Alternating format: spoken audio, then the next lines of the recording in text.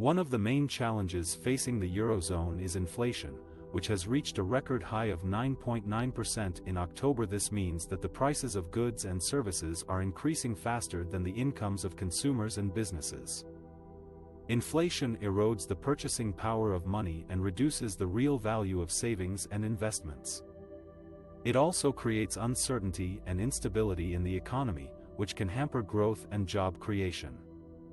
To combat inflation, the European Central Bank, ECB, has adopted a tight monetary policy stance, which means that it has raised its key interest rates several times since July. Interest rates are the cost of borrowing money, and they affect how much people spend, save and invest. By raising interest rates, the ECB aims to reduce the demand for money and credit in the economy, which in turn lowers the pressure on prices. The ECB has three main interest rates: the deposit rate, the refinancing rate, and the marginal lending rate. The deposit rate is the rate that banks receive for depositing their excess reserves with the ECB overnight. The refinancing rate is the rate that banks pay for borrowing from the ECB in regular operations. The marginal lending rate is the rate that banks pay for borrowing from the ECB in emergency situations.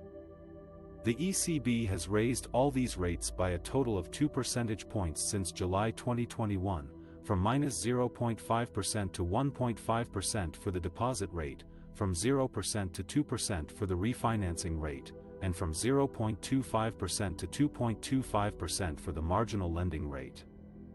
These are the highest levels since 2011, when the ECB last raised its rates before cutting them to record lows following the Eurozone debt crisis. The ECB has justified its rate hikes by pointing to the substantial upward revision to its inflation outlook, which it expects to remain well above its target of close to but below 2% for an extended period of time. The ECB has also warned that it is not done yet, and that there is more ground to cover in terms of tightening monetary policy. However, not everyone agrees with the ECB strategy. Some critics argue that raising interest rates too much and too fast could hurt Europe's economic recovery from the COVID-19 pandemic and the Ukraine war, which have already caused significant damage to growth and employment. They also contend that inflation is largely driven by temporary factors, such as supply chain disruptions, energy shortages, and base effects, which will fade away as the economy normalizes. Moreover, some political leaders have expressed their concerns about the impact of higher interest rates on their public finances and debt sustainability, especially in countries with high levels of debt and low growth potential. They fear that higher interest rates could increase their borrowing costs and make it harder for them to service their debt obligations.